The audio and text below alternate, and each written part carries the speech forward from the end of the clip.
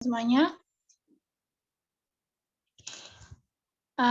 Kali ini di pertemuan kali ini kita bakal membahas buku Gruber ini perpajakan di Amerika Serikat dan seluruh dunia. Next. Kelompok kami terdiri dari terdiri dari Arlan, absen 7, terus ada Bagas Setio, absen 10, Baiti Ilmi, absen 11, ada Dava juga, absen 12, saya sendiri, Fadila, absen 15, dan Luis, absen 18. Next.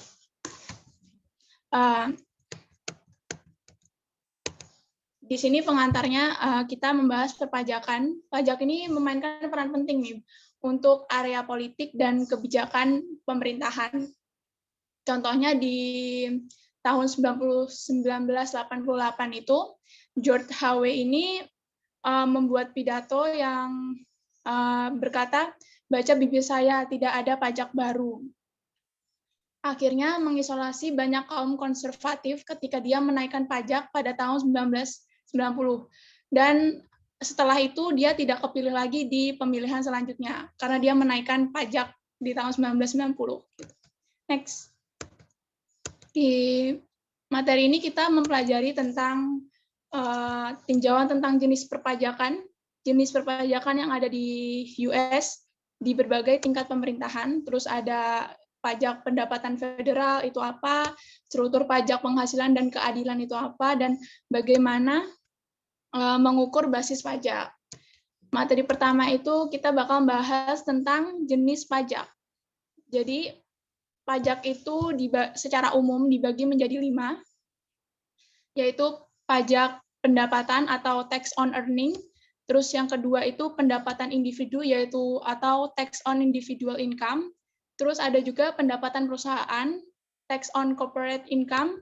Terus ada kekayaan juga, pajak atas kekayaan atau tax on wealth. Terus ada pajak konsumsi, yaitu tax on consumption, kayak PPN gitu. Yang pertama kita bakal bahas tentang pajak atas penghasilan atau tax on earning. Jadi pajak gaji adalah pajak yang dikenakan atas peroleh dari pekerjaan seseorang. Jadi pajak ini tuh kayak kalau di kita itu seperti PPh OP orang pribadi. Jadi pajak ini mengenai gaji-gaji yang reguler gitu loh, kayak gaji setiap bulannya itu dikenain pajak ini gitu. Itu. Jadi next. Nomor 2-nya pajak atas penghasilan orang pribadi. Jenis pajak kedua ini adalah pendapatan individu yang mencakup sumber lebih luas daripada pendapatan yang tadi itu. Lebih luas dari pendapatan gaji reguler. Jadi pajak atas penghasilan individu ini harus dibayar oleh individu atas penghasilan yang timbul sepanjang tahun. Income tax berbeda dari payroll tax. Ini bisa dari bunga tabungan, pendapatan dari saham, atau sewa rumah. Jadi ini lebih luas daripada individu, bisa lebih lingkup keluarga itu mempunyai penghasilan apa dalam setahun gitu. Terus pajak penghasilan orang pribadi adalah pajak yang dibayarkan atas penghasilan orang pribadi yang diperoleh dari yang tadi itu. Contohnya kayak tadi yang udah aku sebutin, pendapatan bunga dan pendapatan dividen. Next, yang kedua itu jenisnya itu keuntungan modal, adalah pendapatan dari penjualan aset modal gitu. Next. Kok aku nggak gerak ya? Ayo. Ya. Slide selanjutnya, Luis. Terus yang ketiga itu pajak atas penghasilan badan. Ini mirip kayak PPh badan. Pajak penghasilan perusahaan adalah pajak yang dikenakan atas pendapatan perusahaan.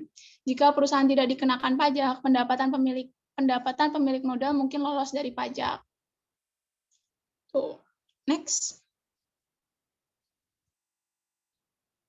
Terus yang keempat itu adalah pajak atas kekayaan atau tax on wealth. Jadi ada 3 jenis di US sana, ada 3 jenis pajak atas kekayaan. Yang pertama itu wealth tax atau pajak kekayaan, adalah pajak yang dibayarkan atas nilai aset yang dimiliki oleh seseorang atau keluarga.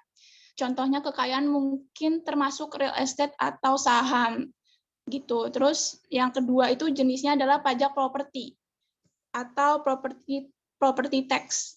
Adalah bentuk pajak kekayaan berdasarkan nilai rumah dan tanah yang dibangun. Kalau di Indonesia itu kayak PBB P2, pajak bumi dan bangunan. Yang nomor 3 itu pajak properti atau estate tax, yaitu adalah bentuk pajak kekayaan berdasarkan nilai warisan yang ditinggalkan ketika seseorang itu meninggal. Jadi ini pajak yang ada ketika seseorang itu meninggal. Jadi pas orang itu meninggal itu ini muncul pajak ini walaupun aset itu tidak dipindah tangankan gitu ke ahli warisnya gitu. Next. Yang terakhir ini adalah pajak atas konsumsi.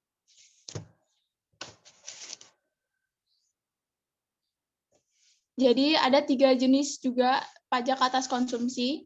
Yang pertama, pajak konsumsi adalah pajak yang dibayarkan atas konsumsi barang dan terkadang jasa, individu atau rumah tangga.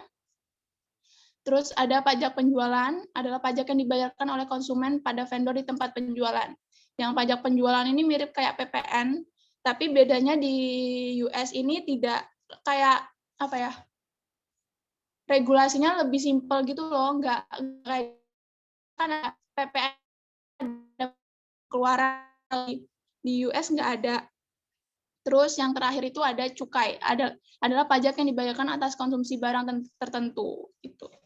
Kayak pita cukai rokok seperti itu. Next ya.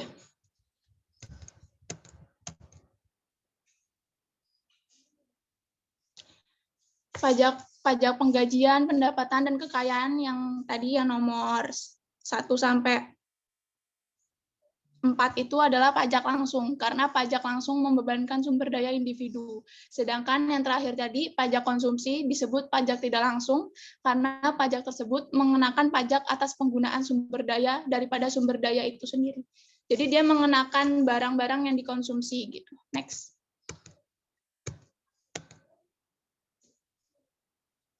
Jadi selanjutnya aja yang gambar. Next. Di sini diberikan tax pendapatan di tahun 2001. Di federal government itu yang paling dominan adalah individual income. Sedangkan di state and local government-nya di US itu lebih dominan pajak konsumsinya gitu. Jadi mereka lebih mengandalkan pajak konsumsinya atau pajak tidak langsungnya, sedangkan di federal itu mengandalkan pajak langsungnya. Next.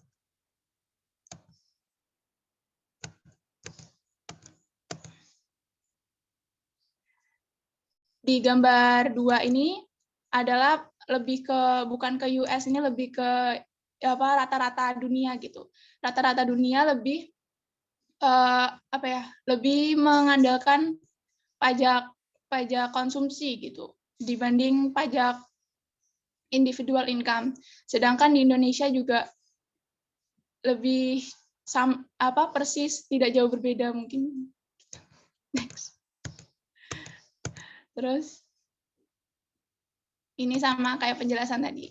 Terus next selanjutnya ini mirip-mirip perhitungan pajak kita, pajak penghasilan. Di sini ilustrasi Jack akan menghitung pajak penghasilannya. Jadi pendapatan kotornya atau gross income dari Jack ini adalah dalam setahun itu $60.000. Terus bakal dikurangin sama deduction atau potongan-potongan itu sebesar $2.000. Itu hasilnya adalah just gross income atau pendapatan kotor setelah dikurangi deduction, yaitu $58.000. Terus dikurangi lagi sama exception kalau di Indonesia tuh kayak PTKP, kayak mirip PTKP, punya anak berapa, punya istri apa, udah menikah apa belum gitu. Terus dikurangi lagi sama perincian atau standar. Jadi di Amerika itu ada deduction, ada dua deduction lanjutan, yaitu standard deduction dan intermediate deduction. Itu nanti mereka bakal si orang-orang Amerika tuh disuruh milih gitu loh. Mereka milih standard deduction atau items deduction. Nanti dijelasin, ada slide-nya. Terus hasilnya penghasilan kena pajaknya itu 29.500 gitu. Terus masih ada tarif pajak atau kredit pajak yang lainnya. Nanti hasilnya yang aktual pajak yang dibayarkan sama Jack itu 710. Sedangkan si perusahaannya Jack itu sudah memotongkan 2.000. Jadi nanti ada pengembalian pajak 1.290. Next.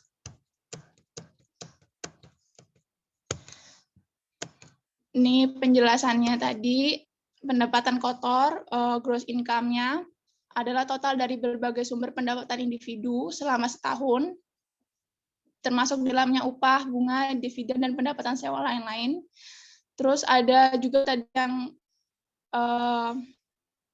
AGI, adjustment gross income, itu hasil pengurangan dari deduction yang pemotongan tadi, sebesar 58.000 totalnya. Next. Terus langkah selanjutnya adalah mengurangi pengecualian dan pemotongan dari AGI. Pengecualian adalah jumlah tetap yang dikurangi wajib pajak yang itu. Itu kayak exception-nya kayak PTKP di Indonesia. Terus ada yang tadi saya jelaskan, yang tadi ada standar dan item. Pengurangan standar adalah jumlah tetap yang dapat dipotong oleh wajib pajak dari penghasilan kena pajak. Sedangkan pengurangan terperinci atau items deduction itu adalah alternatif dari pengurangan standar, di mana seseorang wajib pajak mengurangi jumlah total uang yang dihabiskan untuk berbagai pengeluaran.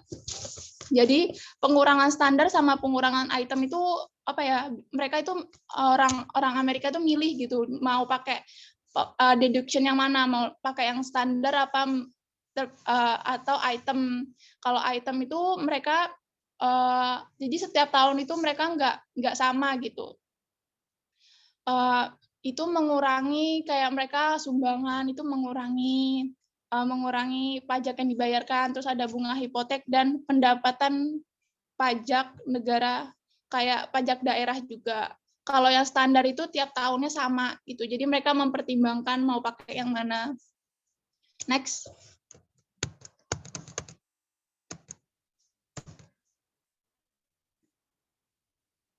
Di slide yang tadi itu, balik ke tabel 1 tadi, Luis. Itu ada pengecualian 15.500 atau exception 15.500. Untuk ternyata Jack ini punya istri dan punya 3 anak, dan PTKP sana itu PTKP-nya pokoknya 15.500 gitu. Si Jack yang tadi, si Jack ini juga memilih menggunakan deduction lanjutan, yaitu item deduction, yaitu pengurangan terperinci yang berisi bunga hipotek, pajak penghasilan, dan kontribusi amal. Dia mengurangi 13.000. Jadi dia memilih untuk menggunakan items deduction karena jumlahnya 13.000. Sedangkan kalau dia menggunakan standar deduction itu cuma 9.700 gitu. Jadi dia memilih item deduction daripada standar deduction. Next.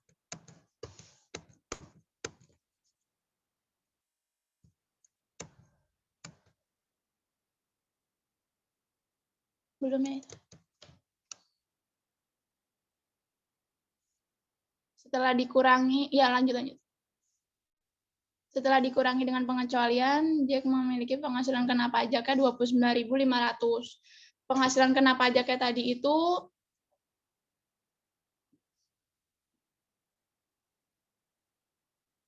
nanti dikenakan tarif pajak. Next. Nah, di gambar 3 nanti bakal ditunjukkan tarif pajak yang digunakan Jack untuk mengubah penghasilan kena pajak menjadi pajak terutang.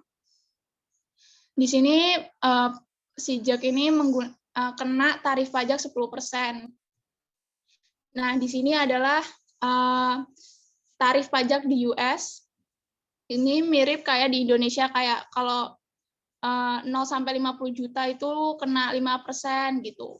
Kalau lebih 15%, kalau penghasilannya 50 juta sampai 250 juta itu kena 15%. Itu mirip kayak di Indonesia. Sedangkan kalau di Amerika kayak gini. Kalau 14.300 itu kenanya 10%. Kalau 58.100 itu kenanya 15% kayak gitu. Next.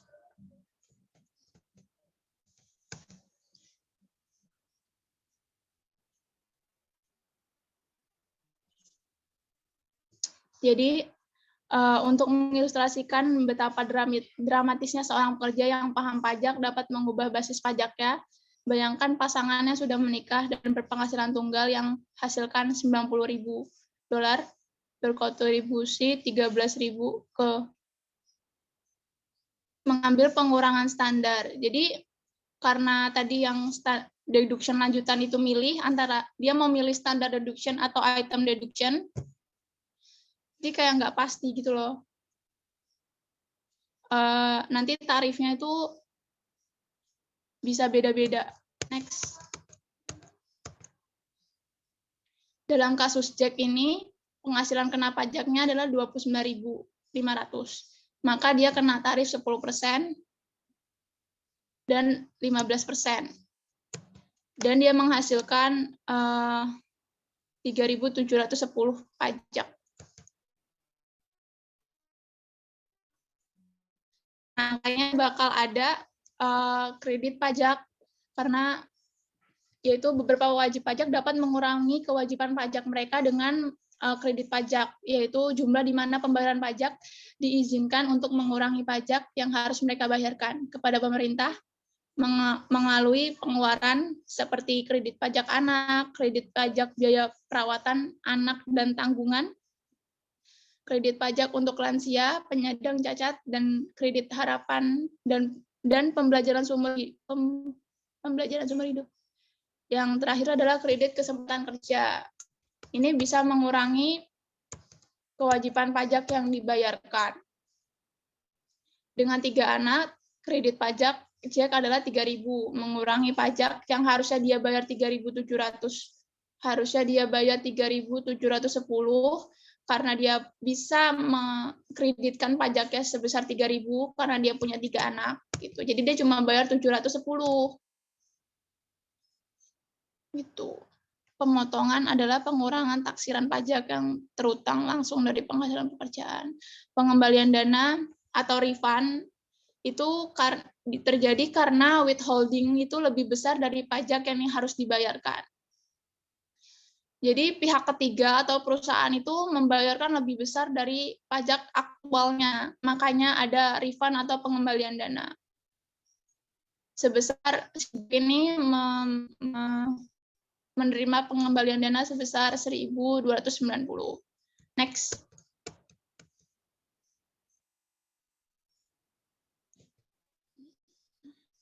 Jadi,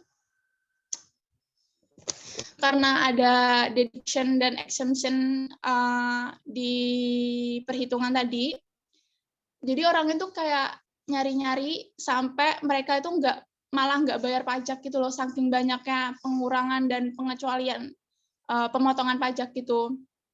Padahal mereka itu memiliki penghasilan yang banyak, termasuk orang menengah ke atas gitu. Tapi mereka malah nggak bayar pajak sama sekali. Maka pemerintah Amerika itu menerapkan alternatif minimum tax, yaitu jadwal pajak yang diterapkan kepada wajib pajak dengan rasio pemotongan dan pembebasan yang tinggi terhadap total pajak. Jadi alternatif minimum tax ini adalah kayak biar tetap bayar pajak walaupun ada deduction dan exemption-nya tadi itu. Ini dilatar belakangi karena orang kaya tidak membayar pajak karena memiliki deduction dan exemption yang besar. Dengan perhitungan AMT ini, maka WP tersebut bisa tetap memiliki kewajiban membayar pajak. Jadi AMT ini muncul, ini yang tadi saya jelasin, AMT ini muncul, jadi gimana sih kalau gimana sih orang kaya itu kalau nggak ada deduction sama exemption itu bayar pajaknya berapa gitu. Kalau exemption dan deduction-nya dihilangin itu mereka bayarnya berapa gitu. Mau nggak mau mereka harus bayar.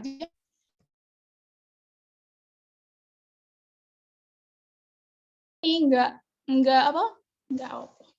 tidak memperkirakan inflasi. Jadi ini kan dilakukannya 1969.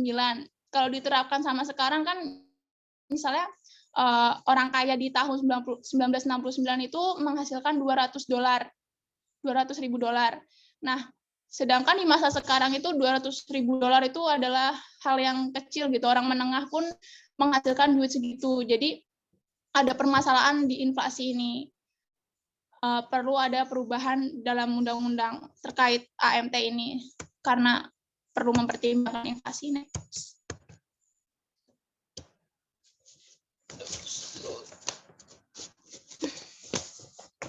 Ini kita masuk ke pengukuran keadilan sistem pajak.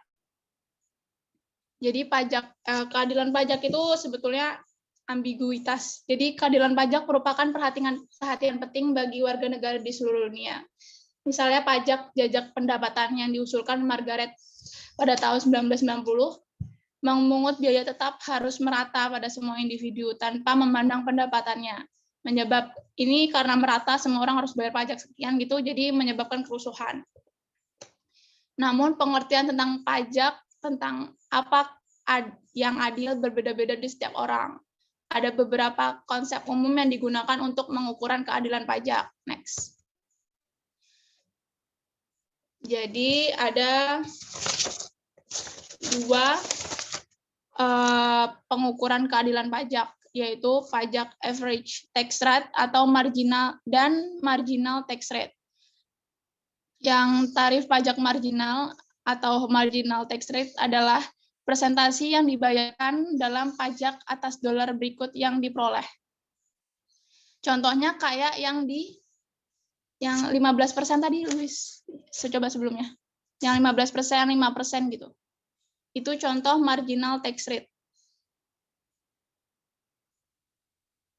Gambar berapa ya tadi? Nih, yang ini marginal tax rate. Itu ada tulisannya. Lanjut. Yang tadi balik lagi.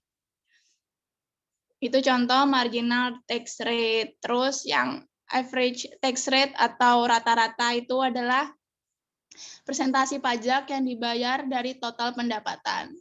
Jadi di total tuh pendapatan setahunnya berapa, nanti dikurangin deduction-nya, bla bla bla sampai ke bawah.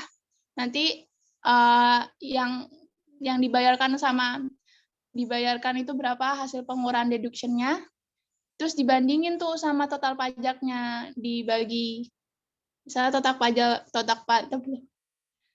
hasil pengurangan dari deduction-nya itu deduction-nya 50.000, sedangkan total pajaknya 200.000. Jadi 50.000 dibagi 200.000 itu berapa? Nanti baru dikalikan sama 50.000 itu. Gitu.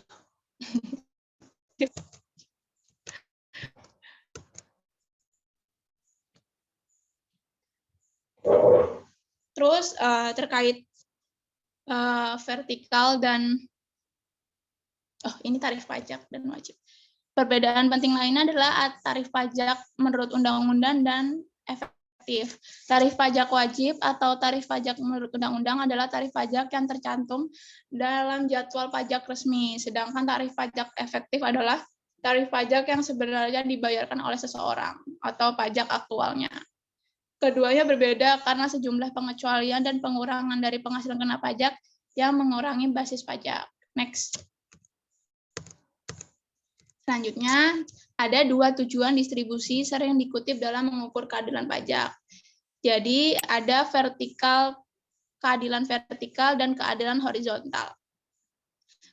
Keadilan vertikal itu apa? Yaitu mirip kayak orang yang intinya, yang aku bacain dulu, adalah prinsip bahwa keadilan vertikal adalah prinsip bahwa kelompok dengan lebih banyak sumber daya harus membayar pajak yang lebih tinggi daripada kelompok dengan sumber daya yang lebih kecil. Jadi orang yang berpenghasilan besar itu pasti harusnya itu mereka lebih besar juga bayar pajaknya. Sedangkan keadilan horizontal itu adalah prinsip bahwa individu serupa yang membuat pilihan ekonomi yang berbeda harus diperlakukan sama dengan sistem pajak. Jadi ini kayak misalnya kita lulus D3, aku sama Luis sama-sama lulusan D3, tapi aku berpenghasilan lebih tinggi. Misalnya aku berpenghasilan $200.000, sedangkan Luis cuma berpenghasilan $100.000. Itu harusnya karena kita sama-sama D3, lulusan D3, harusnya itu aku sama Luis itu memiliki bayar pajaknya itu harusnya sama gitu. Walaupun aku memiliki penghasilan yang lebih besar dari Luis. Amin. Gitu. Tapi kenyataannya kan enggak ya. Kita di Indonesia tidak menerapkan, tidak menerapkan. Kayak susah gitu menerapkan horizontal keadilan ini. Kalau berdasarkan prinsip kesamaan itu. Gitu deh. Next. Aku bingung.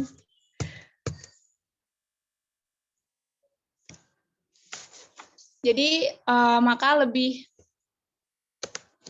berbeda dengan keadilan horizontal yang susah diukur, yang tadi berdasarkan walaupun sama pendidikannya harusnya nggak mikirin penghasilannya berapa, pokok sama-sama pendidikannya harusnya menghasilkan pajak yang sama gitu. Kan susah ya diukurnya, makanya kita keadilan vertikal memiliki cara standar untuk keadilan vertikal itu lebih memiliki cara-cara standar untuk mengukurnya. Yang pertama itu progressive tax system atau sistem pajak progresif, yaitu sistem di mana tarif pajak rata-rata efektif meningkat seiring dengan pendapatan. Yang tadi saya jelaskan, kalau orangnya kaya menghasilkan bayar pajaknya lebih banyak gitu, lebih progresif gitu. Sedangkan yang proportional tax system adalah sistem di mana tarif rata-rata efektif tidak berubah dengan pendapatan, sehingga setiap orang membayarkan proporsi yang sama. Jadi mau orang kaya atau orang miskin itu bayar pajaknya sama gitu. Sedangkan yang terakhir itu regressive tax system adalah salah satu di mana tarif pajak efektif rata-rata jatuh dengan pendapatan. Ini lawannya progresif tadi. Jadi orang kaya malah bayar pajaknya lebih sedikit. Gitu. Terus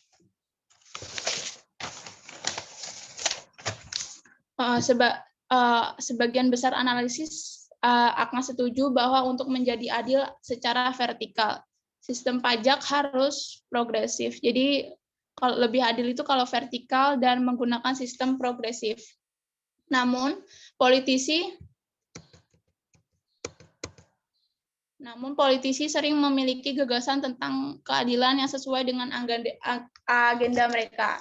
Jadi definisi keadilan pajak itu tergantung sama yang ngatur kebijakan pajak. Contohnya itu tahun 2003 Demokrat berpendapat bahwa 44% dari pengurangan pajak masuk ke 1% pembayar pajak teratas.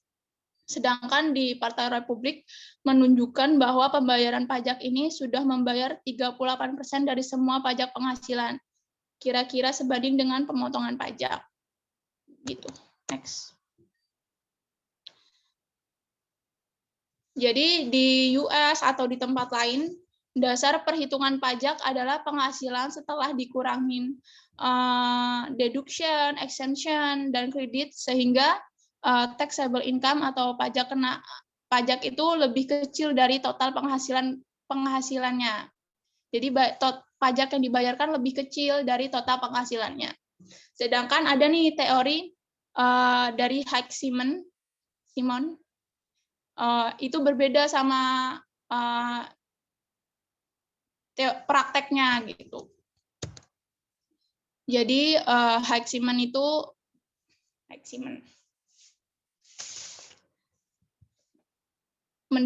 mendefinisikan sumber daya kena pajak sebagai perubahan dan kekuatan individu untuk mengkonsumsi selama setahun. Ini paling baik dilihat sebagai ukuran kemampuan untuk membayar, terlepas dari pilihan aktual dalam hal konsumsi dan tabungan.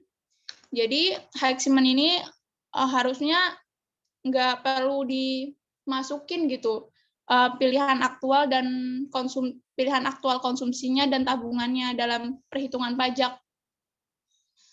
Tapi kan pada kenyataannya sistem pajak US dan dunia pada umumnya itu berbeda sama teori dari Simon ini.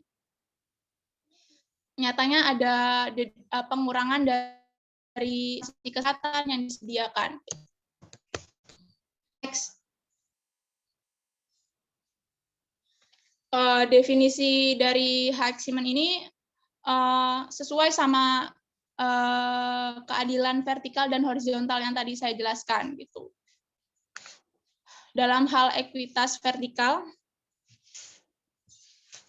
atau dalam hal keadilan vertikal, mereka yang memiliki lebih banyak sumber daya, bahkan melalui saluran yang tidak dikenai pajak, memiliki pendapatan yang lebih tinggi. Iya dong, kalau mereka punya sumber daya yang banyak, pasti memiliki pendapatan yang lebih tinggi. Sedangkan dalam kesetaraan horizontal atau keadilan horizontal, orang-orang sama dalam sumber daya yang mendasari membayar jumlah yang sama, terlepas dari bentuk mana mereka menghabiskan sumber daya mereka. Jadi Simon ini tidak mengakumulasi konsumsi dan pengeluaran yang nah ini dia. Namun, menerapkan definisi ideal dari teori ini menantang karena dua alasan. Karena mendefinisikan kekuatan seseorang untuk mengkonsumsi berurusan dengan pengeluaran terkait pekerjaan. Next.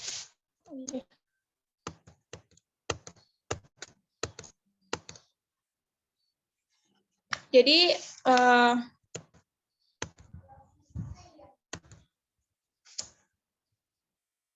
meskipun teori si Simon itu sesuai sama keadilan vertikal dan horizontal, penerapan definisi ini sulit dipraktekkan karena yang pertama itu kita tuh kesulitan dalam cara menentukan kekuatan seseorang dalam mengkonsumsi.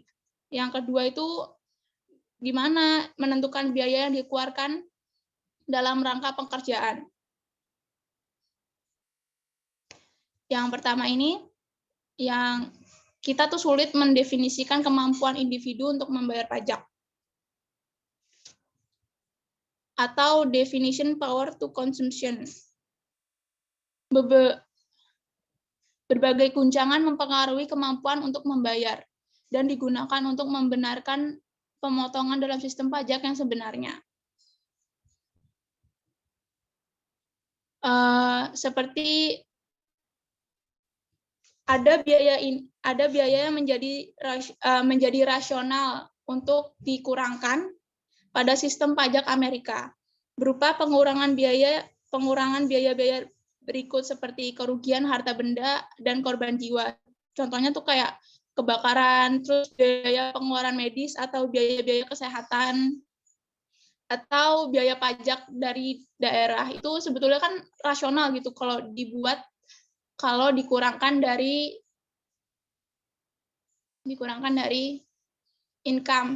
gross income gitu. Next.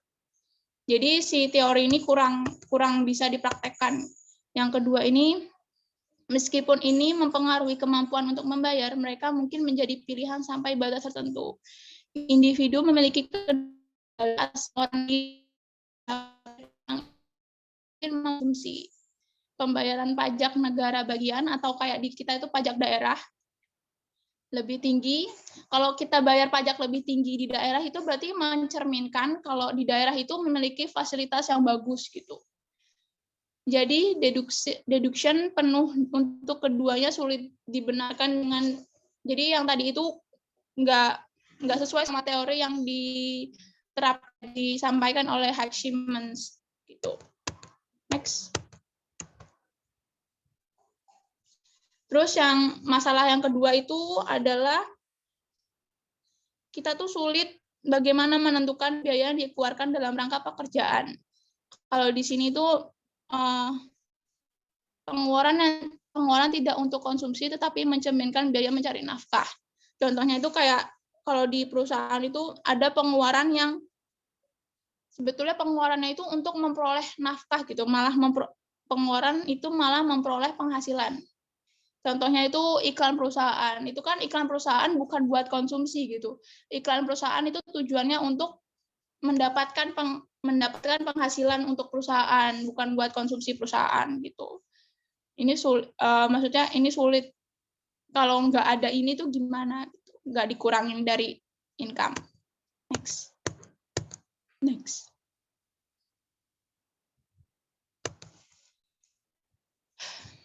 Secara umum ada banyak kesulitan dalam mendefinisikan potongan bisnis atau yang pantas atau tidak pantas.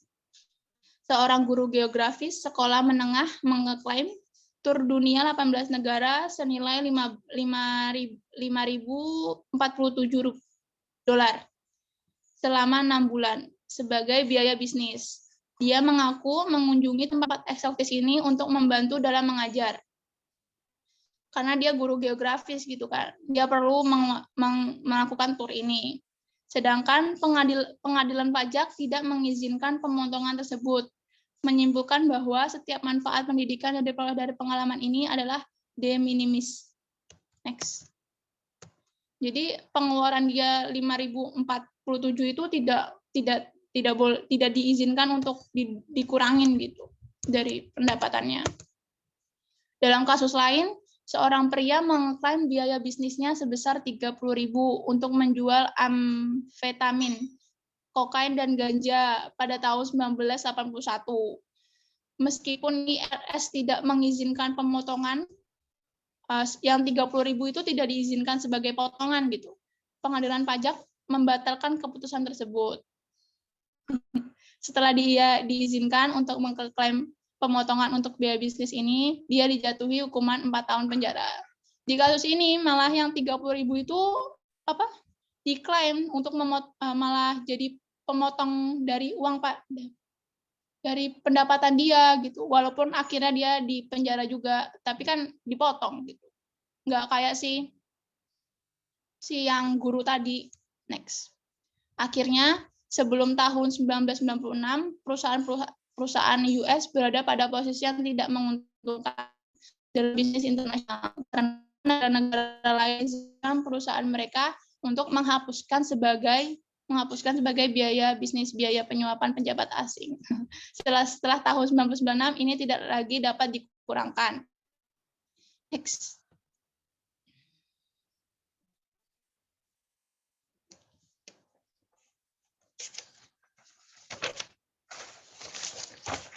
Beberapa kegiatan itu menghasilkan manfaat eksternal positif bagi masyarakat yang memberikan alasan untuk menyimpang dari definisi pendapatan Simmons. Jadi beberapa pengeluaran untuk kegiatan tertentu itu menimbulkan eksternalitas positif. Dengan mengurangi pajak yang ditanggung oleh orang, maka eksternalitas positif maka menjadi insentif untuk melakukan lebih banyak. Contohnya tuh kayak pengeluaran mengizinkan pengeluaran seperti sumbangan dan pengeluaran kepemilikan rumah sebagai common deduction. Jadi kayak sumbangan sama pengeluaran kepemilikan itu bisa sebagai contoh penyimpangan. Next dulu coba. pasar swasta cenderung memberikan. Ini contoh penyimpangan dari teori Haidt-Simmons, karena dari penyimpangan ini menghasilkan eksternalitas positif gitu. Yang pertama itu pemberian amal atau pemberian sumbangan. Pasar swasta cenderung kurang memberikan dukungan amal untuk banyak barang publik karena masalah free rider.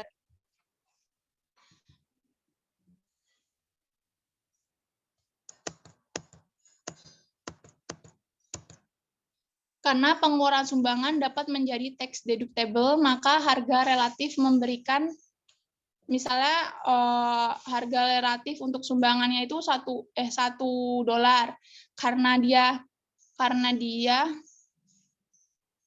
bisa mendeductible-nya, maka $1 itu dikurangi tax rate.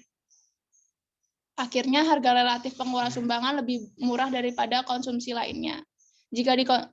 Jadi perlakuan pajak menghasilkan manfaat dengan biaya yang menyimpang dari definisi Haidt-Simmons ini. Next. Iya, betul.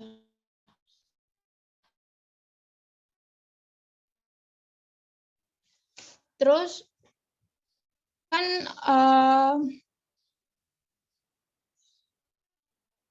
kenapa kan jadi tadi kan dia menyumbangkan 1%. Jadi pajaknya itu dikurangin sama hasil sumbangan itu. 1% dikurangin tax rate. Terus timbullah pertanyaan, mengapa pemerintah tidak tetap memungut pajak seperti biasa tanpa mengurangi 1% yang disumbangin tadi, tetap ngajaki secara normal gitu. Kenapa nggak gitu aja? Terus nanti hasil pajaknya itu kita sumbangin sendiri. Nanti hasil pajak 1% itu pemerintah sumbangin sendiri gitu. Ternyata ada 2 alasan kenapa pemerintah tidak menyediakan sumbangan sendiri. Yang pertama itu crown out dan consumer crown in subsidi pajak. Next. Atau kata lain next. Tadi. Alasan yang pertama itu berkaitan next. Alasan pertama itu berkaitan crown out. Jika pemerintah menyediakan barang tersebut secara langsung atau jika pemerintah itu memberikan sumbangan itu secara langsung, berarti kan kalau pemerintah memberikan sumbangan langsung berarti si sumbangan tadi itu enggak pajaknya gimana ya? Pajaknya itu dikenakan secara normal gitu. Tidak ada pengurangan pajak gitu. Mungkin pemberian amal swasta akan terhenti. Jadi orang-orang nggak mau bayar sumbangan. Gara-gara sama aja gitu. Mau bayar sumbangan apa enggak tuh nggak ada pengurangan pajak. Dengan memberikan subsidi pajak, baik pendapatan maupun efek substitusi mengarah pada pemberian swasta yang lebih besar. Karena ada sumbangan ini, jadi orang-orang tuh suka gitu karena ada pengurangan pajak ini, makanya orang-orang seneng sumbangan gitu. Next, sumbangan amal. Pada saat yang sama, subsidi pajak memberikan keringanan pajak pada mereka yang telah mendukung kepentingan publik tanpa jeda. Nah, inilah tujuannya. Kenapa ada subsidi pajak? Untuk memberikan keringanan kepada orang-orang yang mendukung kepentingan publik. Terus, tapi dari keringanan pajak atau tax deduction ini memberikan dampak yaitu marginal impact dan dampak inframarginal. Yang dampak marginal itu apa? Yaitu perubahan perilaku yang diharapkan dapat didorong oleh pemerintah melalui insentif pajak yang diberikan. Tadinya orang itu tidak melakukan sumbangan karena ada keringanan pajak, jadinya mereka itu keringanan pajak yang diberikan pemerintah kepada mereka yang perilakunya tidak diubah oleh kebijakan yang baru. Next. banyak. Udah, misalnya contohnya bayangkan bahwa 1 juta akan diberikan kepada para tunawisma tanpa potongan pajak. Jadi 1 juta itu nggak ada potongan pajaknya. Jika pemerintah mengizinkan pengurangan untuk pemberian amal, 50% anggaplah pemerintah itu maka pemberian itu naik menjadi 1,5 juta. Maka pemberi jadi naik. Namun bagi mereka yang memberi sebelumnya, keringanan pajak hanya memberi mereka imbalan atas apa yang mereka lakukan. Untuk slide selanjutnya bakal dijelasin sama Mbak Iti. Untuk selanjutnya adalah tadi udah dijelaskan sama Dila, kemudian akan dijelaskan saya. Nah, dampak marginalnya itu adalah peningkatan pemberian sebesar 500.000. Dampak marginal kan tadi misal karena perubahan perilaku dikarenakan adanya pemerintah itu memberikan pengurangan pajak kalau misalkan dia memberikan amal. Nah, di sini adalah peningkatan pemberian sebesar 500.000. Kemudian dampak inframarginalnya adalah potongan pajak baru sebesar 500.000 untuk mereka yang sudah memberi. Kemudian pemotongan pajak yang paling hemat biaya memiliki dampak marginal yang besar dari mereka yang mengubah perilaku mereka. Dalam kasus tersebut, pengeluaran pemerintah yang kecil dapat menghasilkan eksternalitas yang besar. Jadi dengan pemerintah itu memberikan pemotongan pajak kepada mereka yang mau beramal, itu akan menghasilkan eksternalitas yang besar. Next. Dalam menentukan apakah akan memberikan subsidi pajak atau menggunakan belanja langsung, pemerintah secara implisit itu harus mempertimbangkan trade-off, yaitu dengan private charity per tax break itu harus lebih dari 1 dikurangi private charity per government. Jika periode pertama itu lebih besar, maka pemerintah akan mendapat lebih banyak keuntungan dari subsidi pajak. Next.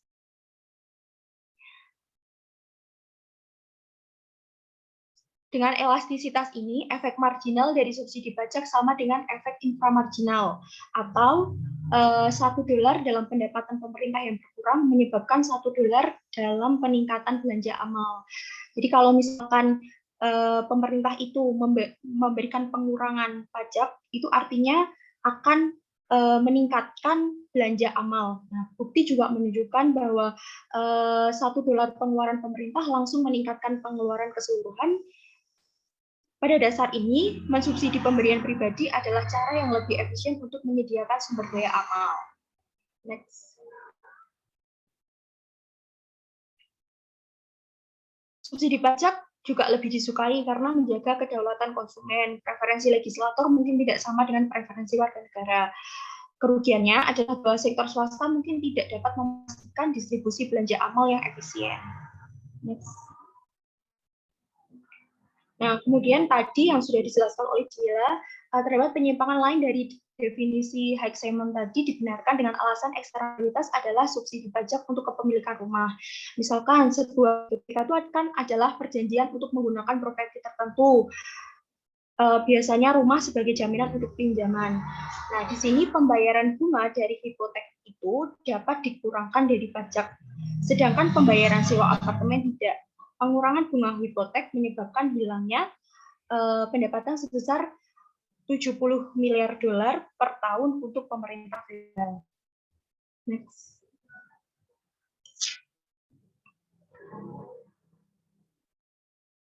Nah, di sini apakah sih kepemilikan rumah tadi memiliki eksternal positif? Nah, meskipun ada korelasi positif antara kepemilikan rumah dan hasil lingkungan yang baik, tetapi temuan ini juga hasil dari bias seleksi. Nah, bias seleksi itu apa? Jadi di sini pemilik rumah adalah tetangga yang lebih baik dengan cara yang tidak dapat diamati oleh peneliti. Misalnya mereka yang memiliki rumah mungkin lebih cenderung memiliki hubungan sosial dan pemeliharaan yang lebih baik terlepas dari status. Next. Sejumlah bukti menunjukkan bahwa subsidi pajak memang meningkatkan konsumsi perumahan karena tadi bunga pembayaran rumah tadi itu bisa mengurangkan pajak. Tetapi sepanjang margin intensif, berapa banyak perumahan untuk dikonsumsi daripada margin ekstensif, atau apakah untuk dimiliki atau disewa. Sebagian besar argumen tentang eksternalitas positif bergantung pada margin nyawa, sehingga struktur subsidi saat ini tidak banyak membantu mengatasi masalah ini. Dengan demikian, tidak ada alasan jelas untuk menyimpang dari definisi pendapat Hayek-Simons untuk perumahan.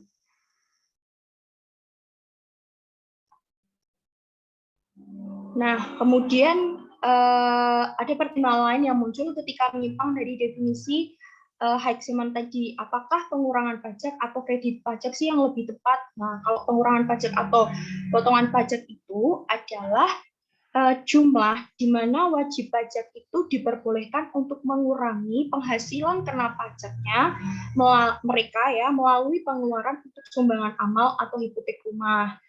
Jadi kalau nanti kita menyumbang amal itu kita bisa dikurangkan pajaknya, atau oleh bunga hipotek rumah.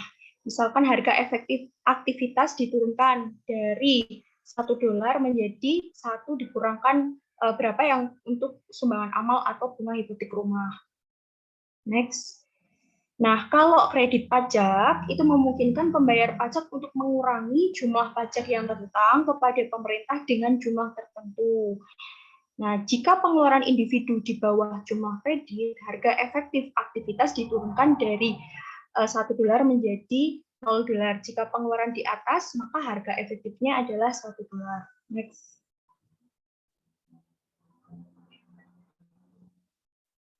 Jadi dalam memutuskan apakah menggunakan pengurangan atau kredit yang lebih tepat, trade-off yang dihadapi pemerintah adalah antara sistem yang mensubsidi semua pemberian sebagian pengurangan atau sebagian pemberian sepenuhnya dan sebagian tidak sama sekali atau kredit.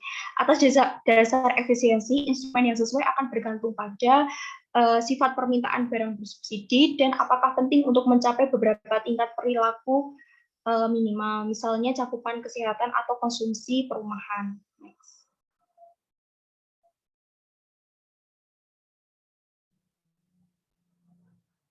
Namun, atas dasar keadilan, kredit pajak lebih adil daripada pengurangan. Nilai pengurangan naik dengan tarif pajak marginal seseorang membuat mereka regresif. Sedangkan kredit tersedia secara merata untuk semua pendapatan sehingga bersifat progresif. Next.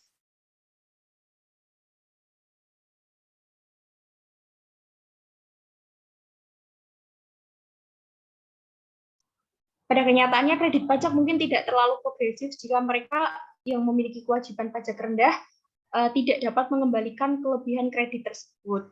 Kredit pajak dapat dikembalikan jika tersedia untuk individu, bahkan jika mereka membayar sedikit atau tidak sama sekali. Next. Nah, pengeluaran pajak itu apa? Pengeluaran pajak adalah kerugian pendapatan pemerintah yang disebabkan oleh ketentuan undang-undang perpajakan yang memungkinkan pengecualian khusus, pembebasan atau pengurangan dari pendapatan kotor, atau yang memberikan kredit khusus, tarif pajak preferensial, atau penangguhan kewajiban. Pemerintah ini akan mengukur berapa banyak pendapatan pajak yang hilang dengan mengecualikan asuransi kesehatan dari kompensasi kena pajak atau mengizinkan pengurangan kontribusi amal.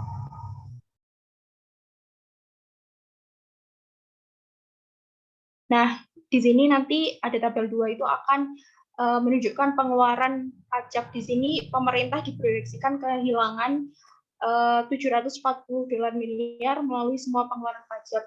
Di sini yang terbesar adalah pengecualian untuk asuransi kesehatan yang disediakan oleh pemberi kerja. Next. Nah, ini menunjukkan di jumlah ada $740 miliar untuk pengeluaran pajak pemerintah federal pada tahun 2005. Next.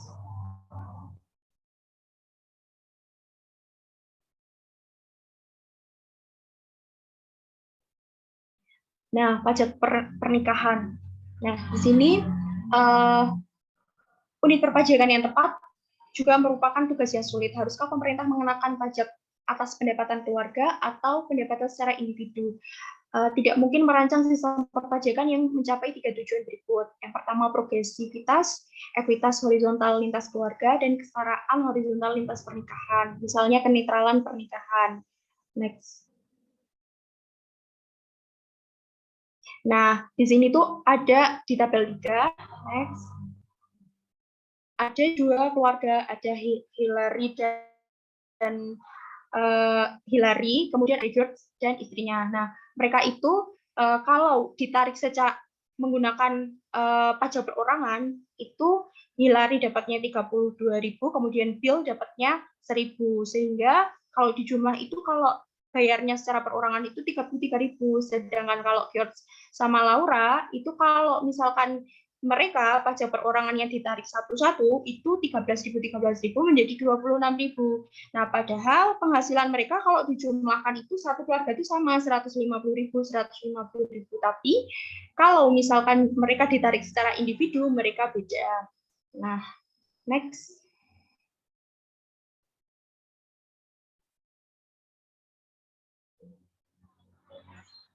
Pajak atas dasar individu melanggar konsep kesetaraan horizontal di seluruh keluarga karena Hillary dan Bill membayar lebih dari George dan Laura yang tadi sudah dijelaskan. Nah, membayar pajak atas dasar keluarga melanggar kriteria kenetralan pernikahan karena kedua keluarga membayar lebih banyak pajak menikah daripada yang mereka lakukan saat mereka masih lajang. Next. Nih, pajak pernikahan meningkatkan beban bersama pada dua individu yang menikah. Karena tadi kalau misalkan digabung 150.000 itu pajaknya 35.000. Sedangkan kalau individu-individu itu 33.000 sama 26.000. Sehingga pajak pernikahan itu akan meningkatkan beban pajak.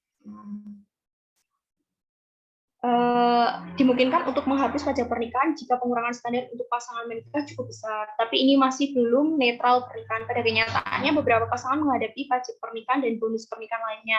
Tidak ada bukti bahwa hukuman pernikahan tidak menghalangi pernikahan. Next. Kemudian, mengapa mengkhawatirkan tentang pajak pernikahan? Ada keadilan horizontal, pajak mungkin menghambat pernikahan, kemudian tingginya tarif pajak marginal pada pencari nafkah sekunder. Masalah terakhir ini dapat diselesaikan dengan pengurangan penghasilan sekunder. Next. Nah, AS cukup unik dalam memiliki sistem pajak yang berdasarkan pada pendapatan keluarga. Ada 19 negara OECD yang memungut pajak untuk suami dan istri secara individual. 5 negara-negara OECD menawarkan subsidi pernikahan melalui pajak keluarga dengan pembagian pendapatan yang menurunkan beban pajak dengan jadwal pajak progresif. Kemudian ada 2 negara OECD lainnya yang memiliki sistem perpajakan keluarga murni yang mirip dengan AS seperti yang tadi sudah dijelaskan. Kemudian ini tadi sudah dijelaskan. Next. Nah, next. Nah, untuk selanjutnya, bab 19, implikasi keadilan perpajakan insiden pajak. Next. Nah, di sini tuh insiden pajak itu apa sih? Siapa yang menanggung beban pajak? Menilai pihak mana yang menanggung beban pajak itu, apakah nanti konsumen atau produsen? Nah, ketika New Jersey menaikkan pajak penghasilan perusahaan mengklaim bahwa pajak itu hanya akan merugikan karyawan mereka, sementara gubernur mengklaim pajak itu akan mempengaruhi kekayaan pemilik perusahaan. Jadi timbulkan siapa yang harus menanggung beban pajak ini. Next. Meskipun kejadian hukum pajak cukup jelas, pasar merespon pajak sehingga beban akhirnya hampir tidak begitu jelas. Nah, ini di gambar 1 akan dijelaskan. Nah, next. Ini 1960 itu perusahaan membayar hampir seperempat dari semua pajak 23,2%. Kemudian tahun 2003 menanggung hanya 7,4%. Atau kurang dari 8% dari total pajak. Nah, meskipun perubahan bagian pajak yang dibayarkan oleh perusahaan ini mungkin dipandang tidak adil, tapi penting untuk diingat bahwa pajak perusahaan dibayar oleh individu yang memiliki, bekerja untuk, dan membeli dari perusahaan. Next. Nah, tujuan dari pelajaran ini adalah untuk memeriksa keadilan implikasi perpajakan. Nanti ada 3 aturan insiden pajak itu apa saja, keseimbangan umum insiden pajak, kemudian empiris. 3 aturan insiden pajak itu mengetahui siapa yang akhirnya menanggung beban untuk membayar pajak. Yang pertama, beban pajak menurut undang-undang tidak menggambarkan siapa yang sebenarnya menanggung pajak. Sisi pasar di mana pajak dikenakan tidak relevan dengan distribusi beban pajak. Kemudian pihak-pihak dengan penawaran atau permintaan yang tidak elastis yang menanggung beban pajak. Next.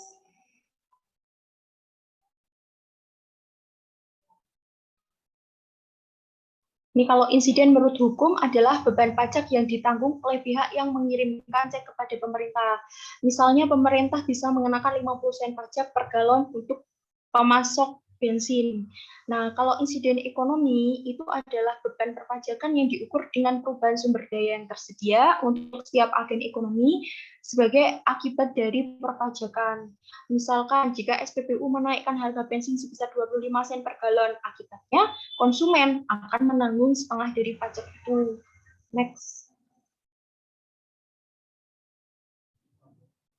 Nah, ini ketika nanti pajak itu dikenakan kepada produsen, mereka akan menaikkan harga sampai batas tertentu untuk mengimbangi beban pajak ini. Jadi kalau nanti beban pajak itu dikenakan kepada produsen, otomatis produsen akan menaikkan harga agar itu beban pajak nggak cuma ditanggung oleh produsen, sehingga beban pajak produsen sama dengan harga sebelum pajak dikurangi dengan harga setelah pajak, kemudian ditambah pembayaran pajak produsen. Nah, ketika pajak dikenakan pada konsumen, mereka tidak mau membayar sebanyak itu untuk suatu barang, sehingga harga turun. Maka beban pajak bagi konsumen hitungnya adalah harga setelah pajak dikurangi harga sebelum pajak ditambah pembayaran pajak konsumen. Next. Nah, di sini adalah ada gambar, ada grafik. Jadi ini akan menjelaskan dampak dari pajak 50 sen per galon untuk pemasok bensin. Next. Next.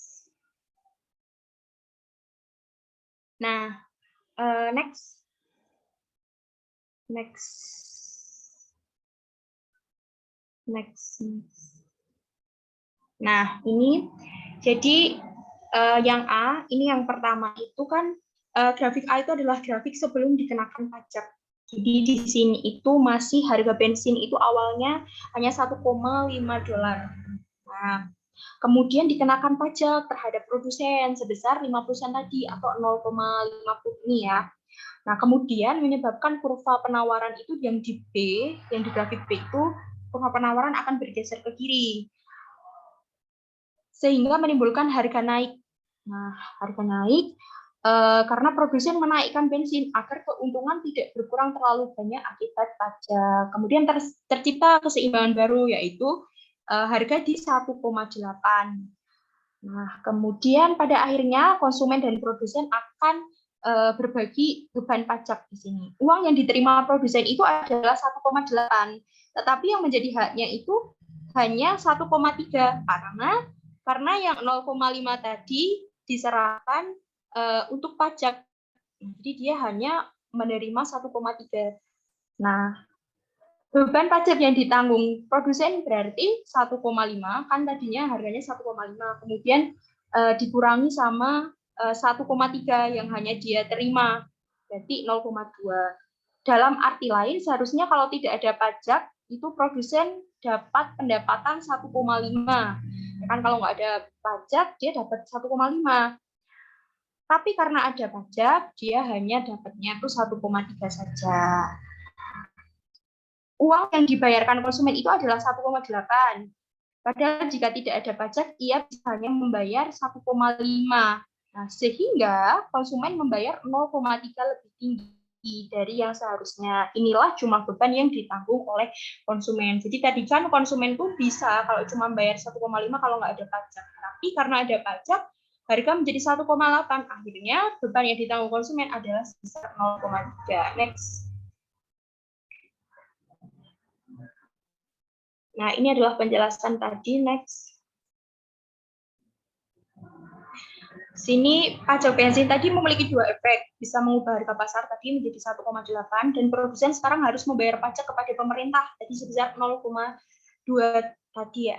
Kemudian ingat bahwa beban pajak konsumen tadi adalah Harga setelah pajak dikurangi harga sebelum pajak ditambah pembayaran pajak konsumen. Nah, di sini 1,8 tadi, harga setelah pajak dikurangi harga sebelum pajak 1,5, kemudian ditambah pembayaran pajak konsumen, sehingga di sini ada 30. Ini beban pajak produsen adalah harga sebelum pajak dikurangi harga setelah pajak ditambah pembayaran pajak produsen, sehingga menjadi 20 atau 0,2 dolar. Next. Nah, di sini kan tadi udah dijelaskan ya bahwa sebenarnya itu bukan yang dibayar produsen itu bebannya bukan 50 atau 0,5 tadi, tetapi jumlahnya lebih kecil karena sebagian beban ditanggung oleh konsumen. Itu tadi sekitar 0,3 karena harusnya dia itu bayarnya 1,5, tapi karena ada pajak menjadi 1,8 sehingga 0,3-nya tadi itu ditanggung oleh konsumen. Irisan pajak itu apa? Adalah perbedaan antara pajak yang dibayar konsumen dan apa yang diterima produsen dari suatu transaksi. Irisan dalam kasus ini adalah perbedaan antara 1,8 yang dibayar oleh konsumen dan 1,3 yang diterima oleh produsen. Next.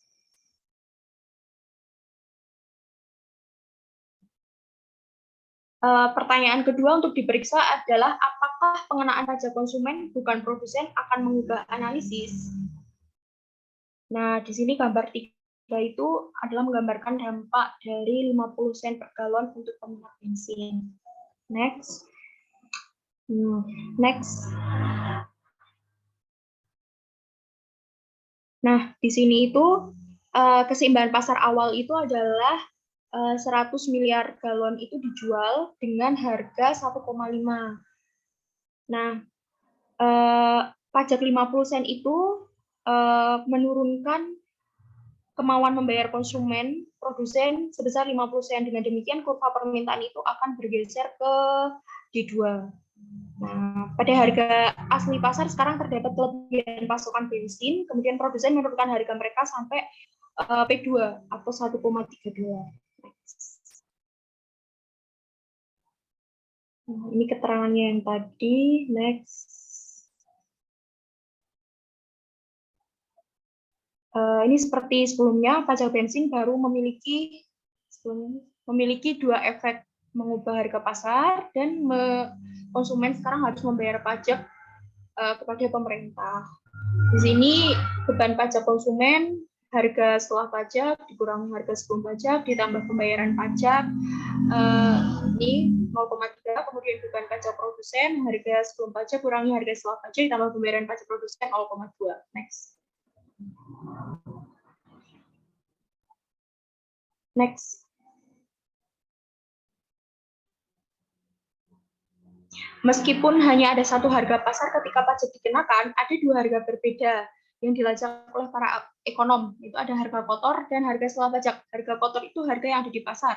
Sedangkan harga setelah pajak itu adalah harga kotor dikurangi jumlah pajak. Misal jika produsen membayar pajak atau ditambah jumlah pajak jika konsumen membayar pajak. Next. Nah, ini adalah pertanyaan yang ketiga tadi adalah bagaimana beban pajak bervariasi dengan elastisitas permintaan dan penawaran dan permintaan. Dalam semua kasus, pihak yang elastis menghindari pajak dan pihak yang tidak elastis itu akan menanggung pajaknya. Ini next. Next.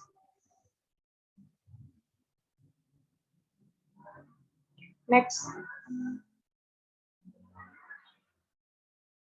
Next. Ini penjelasannya mirip seperti tadi. Di sini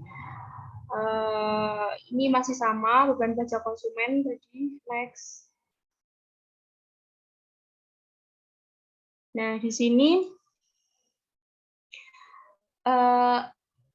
meskipun pajak itu secara hukum dikenakan pada produsen, beban pajak sebelumnya ditanggung oleh konsumen. Pergeseran penuh adalah ketika salah satu pihak dalam suatu transaksi menanggung semua beban pajak. Dengan permintaan inelastis sempurna, konsumen akan menanggung semua beban pajak. Jadi kalau misalkan inelastis sempurna, konsumen yang akan menanggung beban pajaknya. Nah, ini adalah gambarnya. Next. Yang selanjutnya akan dijelaskan oleh Bagas. Yang berikutnya 3 acuan kejadian pajak penawaran dan permintaan elastis versus tidak elastis. Harga pasar equilibrium adalah 1,5 sama dengan harga asli. Beban pajak konsumen yaitu harga setelah pajak dikurangi harga sebelum pajak ditambah pembayaran pajak konsumen. Beban pajak konsumen yaitu 1,5 dikurangi 1,5 tambah 0 sampai dengan 0. Yang kedua, beban pajak produsen itu harga sebelum pajak dikurangi harga setelah pajak ditambah pembayaran pajak produsen. Jadi beban pajak produsennya 50 dari 1,5 minus 1,5 tambah 50. Next. Berikutnya, dalam hal ini produsen menanggung beban pajak sepenuhnya karena konsumen hanya akan berhenti membeli produk jika harga dinaikkan.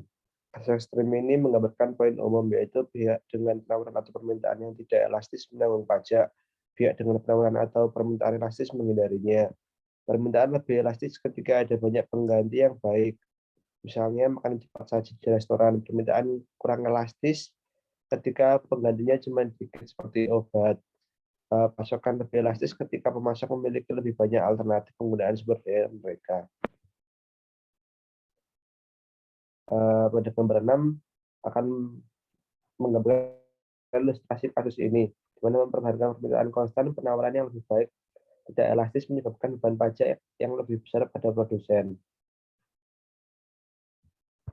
Next. Nah, pada gambar yang A itu terlihat beban konsumennya kecil, hanya segitu karena itu pajaknya ditanggung oleh produsen, sedangkan pada gambar B itu pajaknya seluruhnya ditanggung oleh konsumen sehingga konsumen menanggung pajak yang besar pada bebannya. Next.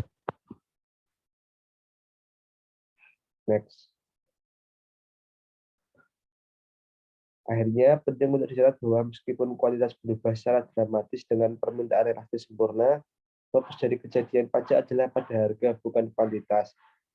Kita sering mengabaikan kualitas karena baik pada keseimbangan lama maupun baru.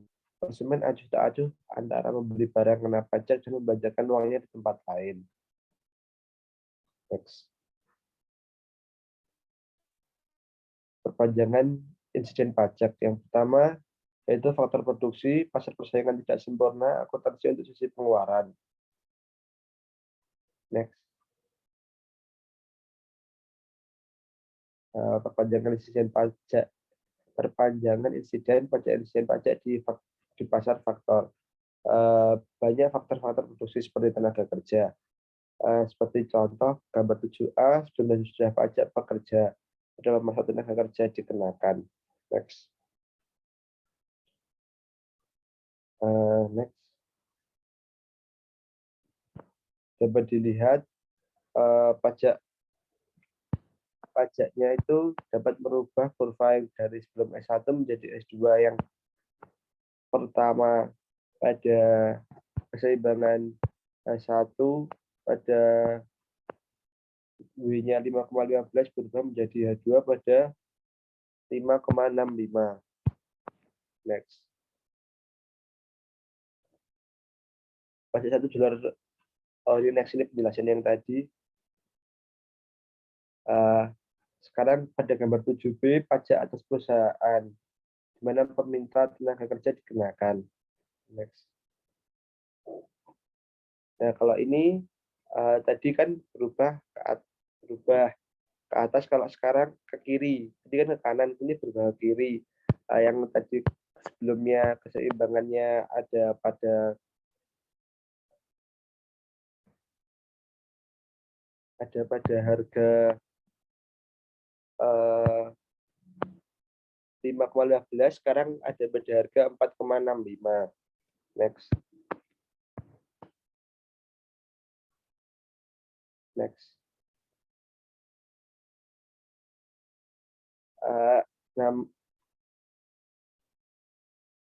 Next.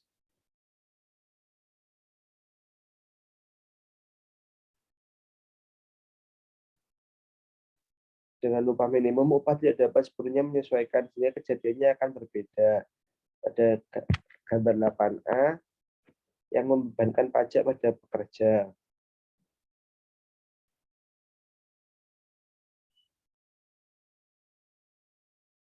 Ini analisisnya sama seperti sebelumnya, jadi itu naik dari yang sebelumnya pada H1, kemudian berubah menjadi di H2 pada jam kerjanya yang kena upahnya berubah menjadi 5,65. Next.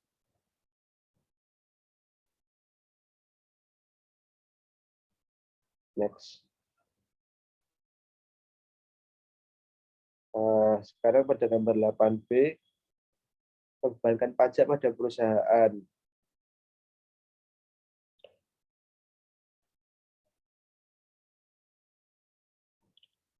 Dalam hal ini perusahaan menanggung beban ekonomi dengan upah yang sebenarnya bergeser akan berakhir di C. Next. Ini penjelasannya dengan pajak pada perusahaan, upah permintaan tenaga bergeser ke bawah tanpa hambatan upah. Upah pasar akan turun 5,15 jadi 4,65. Perusahaan akan membayar $1 kepada pemerintah. Jam kerja berubah menjadi H2. Dengan upah minimum, upah tidak dapat disesuaikan ke bawah.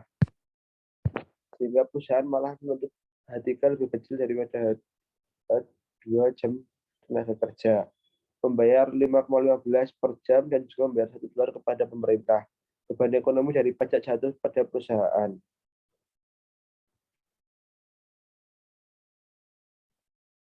Ketika ada hambatan untuk mencapai equilibrium, pasar kompetitif sisi pasar di mana pajak dipungut dapat menjadi masalah, yaitu upah minimum, norma tempat kerja, aturan serikat.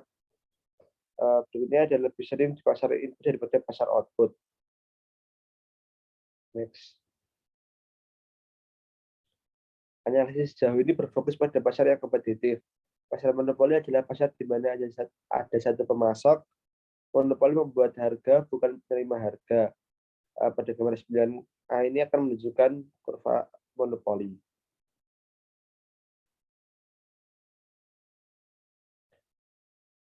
Next.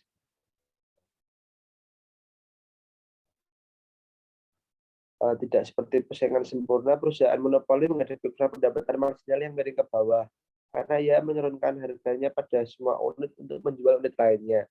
Kurva pendapatan marginal MR1 karena itu di mana-mana di bawah kurva permintaan. Tetapkan MR1 sama dengan MC. Kuantitas Q1 awalnya memaksimalkan keuntungan.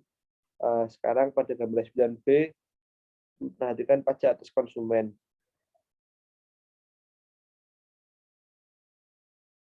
Pada ini berubahnya seperti halnya kuantitas. Next.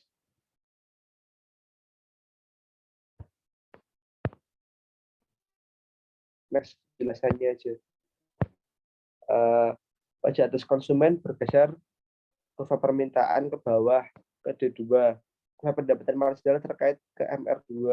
Menetapkan MR2 sama dengan MC, kuantitas Q2 sekarang memaksimalkan keuntungan. Perusahaan monopoli turun dari P1 ke P2, sehingga ia menanggung sebagian pajak. Jika aturan pajak terus berlaku untuk perusahaan monopoli. Next. Sebagian besar pasar berada di antara persaingan sempurna dan monopoli.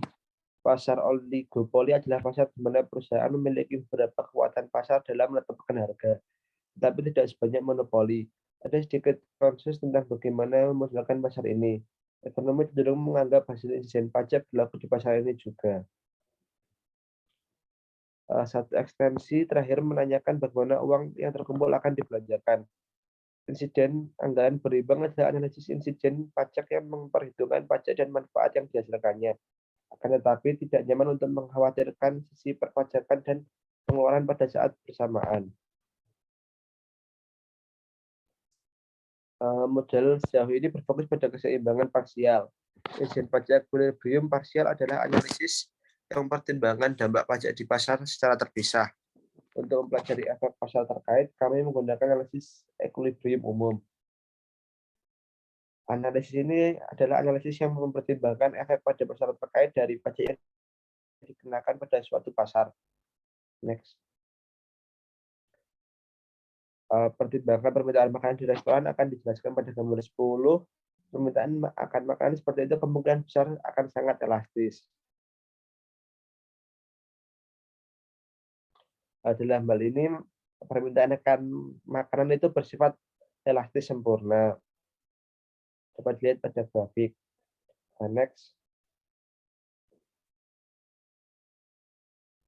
Dalam kasus seperti itu, pajak terjual pada perusahaan menggeser kurva penawaran, dan perusahaan menanggung beban pajak secara penuh. Namun dalam kenyataannya, perusahaan bukanlah entitas yang berfungsi sendiri, tetapi merupakan teknologi yang menggabungkan modal dan tenaga kerja dalam menghasilkan output. Dengan restoran, modal paling baik dilihat sebagai modal finansial, uang yang membeli input modal fisik seperti gedung, oven, meja, dan lain-lain. Next. Pajak satu bulan atas makanan ditanggung oleh perusahaan, artinya ditanggung oleh faktor produksi.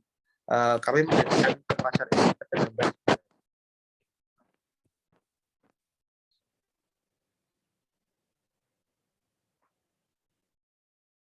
Next.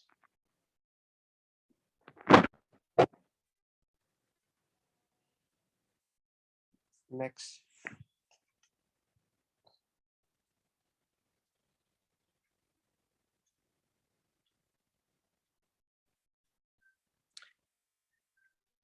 Dapat dilihat di sini pada yang A itu tenaga kerja dan yang B modal.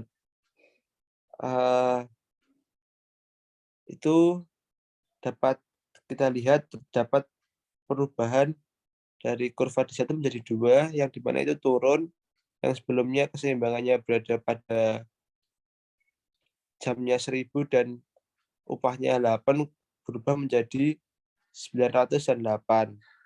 Sedangkan pada modal itu juga berubah, yang awalnya pada titik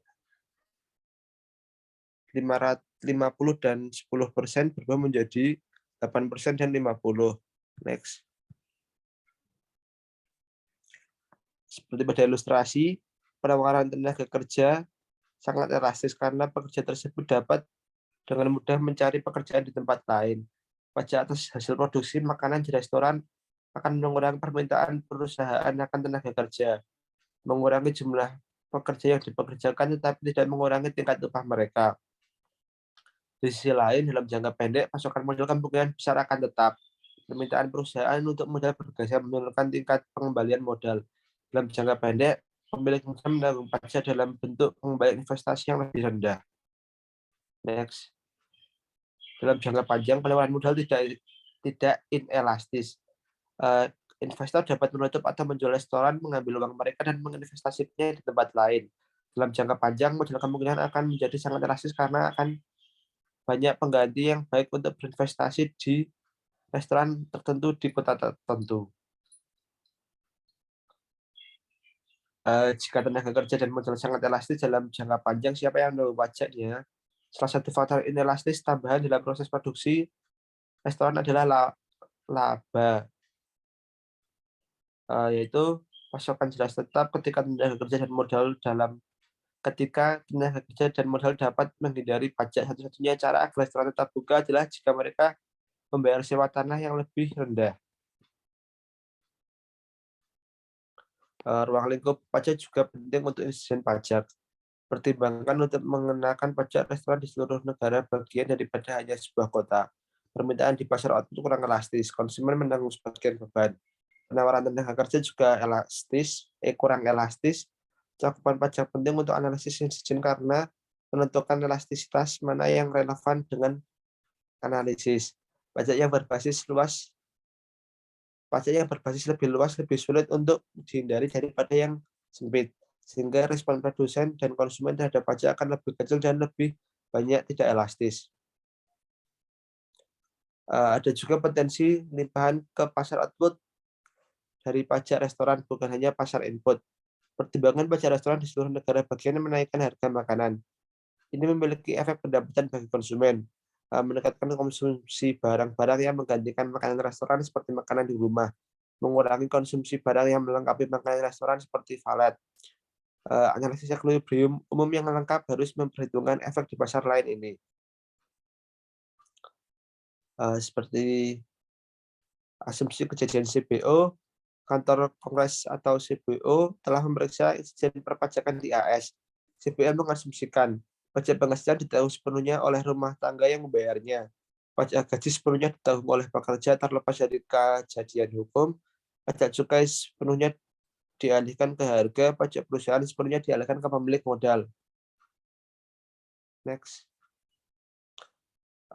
Asumsi ini umumnya konsisten dengan bukti empiris. Misalnya, Paterba menunjukkan pergeseran penuh harga dari kenaikan pajak penjualan. Asumsi yang paling dipertanyakan berkaitan dengan pajak penghasilan badan. Ada kemungkinan bahwa konsumen yang bekerja menanggung sebagian dari pajak. Pajak badan akan dibahas secara rinci dalam bab 24. Tabel 1 menunjukkan tarif pajak efektif dari waktu ke waktu menurut kuantil pendapatan.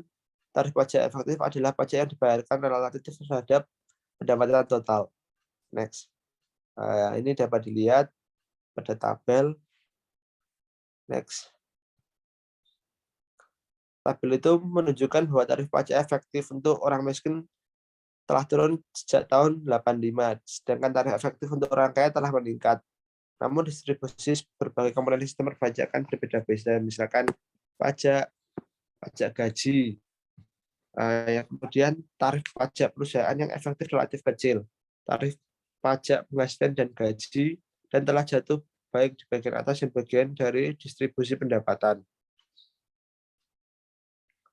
Di tabel 2 menunjukkan bahwa kuantil atas dan bawah dari pendapatan dan kewajiban pajak. Dapat dilihat pada gambar. Next. Kuantil terbawah dari pembayaran pajak selalu membayar bagian pajak yang sangat kecil dan bagian itu telah turun dari waktu ke waktu. Kuantil teratas selalu membayar bagian paling besar dari pajak. Itu selalu meningkat seiring waktu. Next. Insiden pajak dapat didasarkan pada pendapatan saat ini atau seumur hidup, dan hasilnya dapat sangat berbeda untuk berbagai jenis pajak. Insiden pajak saat ini adalah kejadian pajak dalam kaitannya dengan sumber daya individu saat ini. Insiden pajak seumur hidup adalah kejadian pajak yang kaitannya dengan sumber daya seumur hidup. Perkiraan terbaru menunjukkan bahwa 60% orang Amerika mengubah kuantil pendapatan dalam suatu dekade. Next. Mobilitas pendapatan ini dan penggunaan kejadian seumur hidup memiliki sejumlah implikasi bagi kebijakan pajak, yaitu yang pertama, bayangkan bahwa ada pajak pada buku pelajaran perguruan tinggi di permukaan. Ini tampak sangat regresif menggunakan pendapatan saat ini karena mahasiswa memiliki pendapatan yang sangat rendah. Namun seumur hidup lulusan perguruan tinggi memiliki pendapatan 2 kali lebih lipat daripada mereka yang tidak kuliah. Next.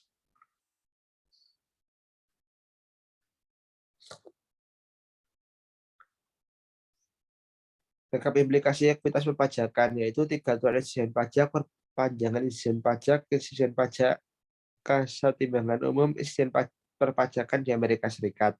Next.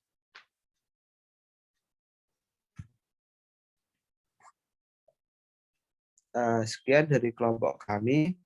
Apakah ada pertanyaan?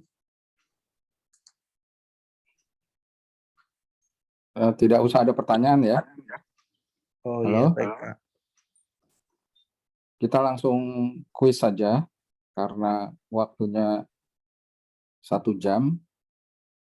Jadi nanti selesainya ya. Jadi nanti selesainya lewat dari jam 10 sedikit. Nggak apa-apa ya.